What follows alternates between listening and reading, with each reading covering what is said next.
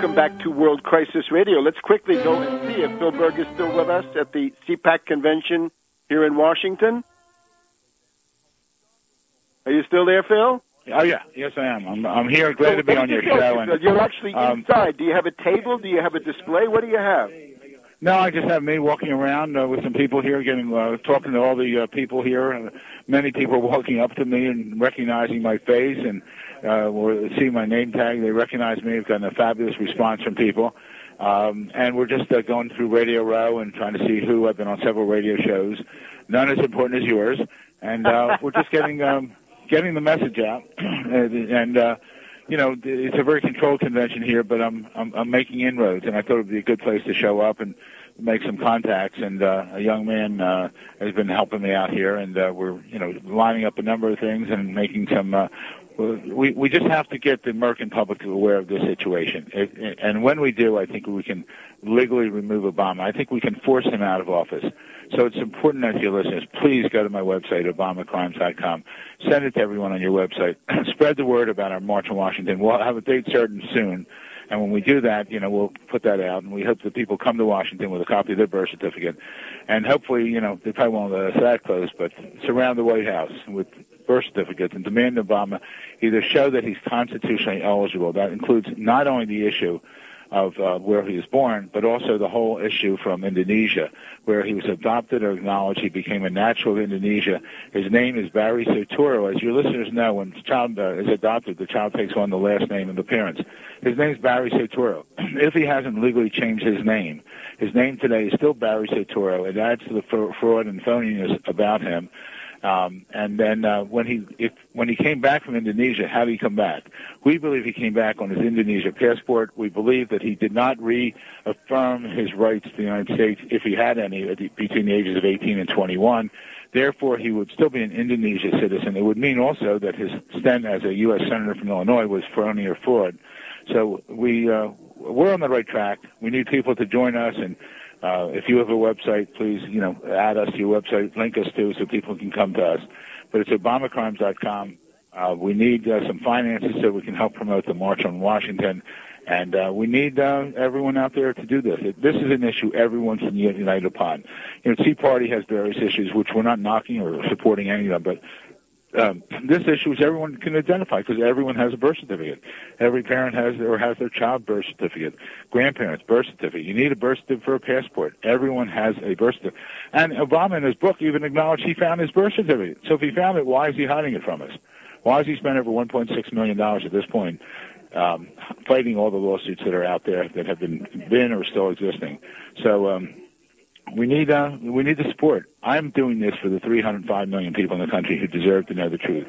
I am doing this for our forefathers, and I'm doing this more for the 3.2 million men and women who have been died or wounded in battle, fighting in the various wars to defend this Constitution, and the additional millions who have put on a military uniform to support and defend and fight to defend our Constitution. Remember, Arnold Schwarzenegger, people talked about running for president, and he says, amend the Constitution. What does Barack Obama say?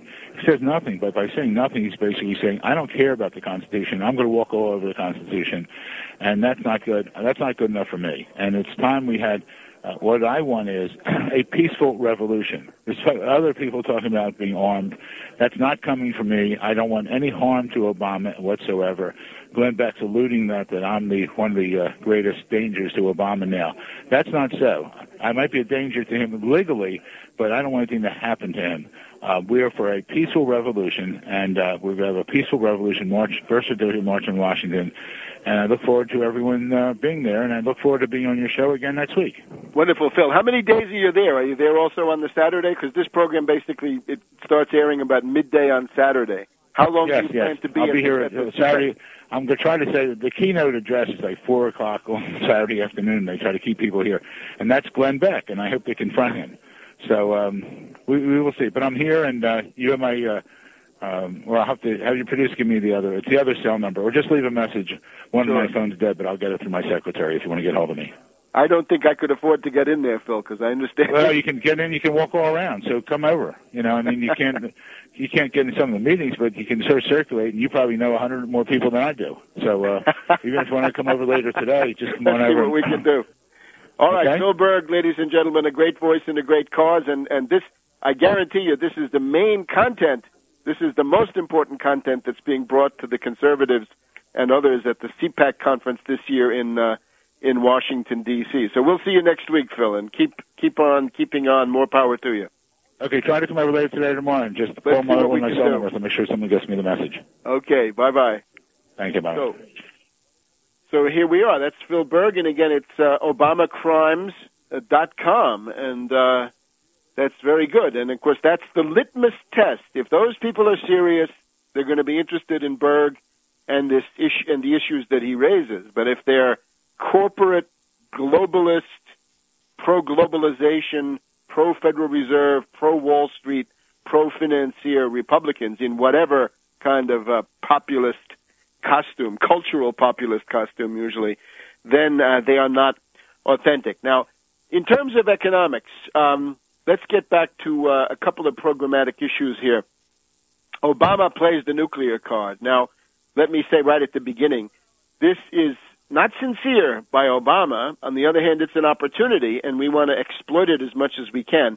It is a cynical ploy by Obama to resurrect cap and trade, cap and tax, and all this carbon monstrosity, which, of course, since the snow is still piled up several feet high here in Washington, the snow is still piled up. Obama's trying to resurrect his bankrupt global warming policy, and he's trying to do this now with this gambit of talking about nuclear energy. So he went to a school this week. This is the International Brotherhood of Electrical Workers, has a training academy for nuclear technicians and others here in Maryland, and he talked about the fact that the federal government is now going to give $8.33 billion in loan guarantees to a company in Georgia to put up 2 new nuclear reactors at the Georgia-South Carolina border. These would be the first new reactors to be built in the United States since the Jimmy Carter era. This means that we have a tremendous problem, as we've stressed for many weeks. All U.S. reactors are at least 30 years old. This is a disaster. How many modern reactors does the U.S. have? 0. How many did the Chinese have? Well, it's in the teens right now, and it's going up rapidly. As Obama said in the speech, China is building 21 nuclear reactors of the most modern type. As he mentioned in the speech, and I would also add, Republic of Korea, South Korea, 6 nuclear reactors. India, 6 nuclear reactors. Now, with this, Obama claims the U.S. is going to have 2. So $8 billion in loan guarantees. When you look into this, you'll see that part of the loan guarantees are going to come from the Japanese Export Financing Agency, because some of the components are going to be made in Japan. Anyway, I think this is it's an opening. We got to try to drive a truck through it, and we'll be back here in a minute.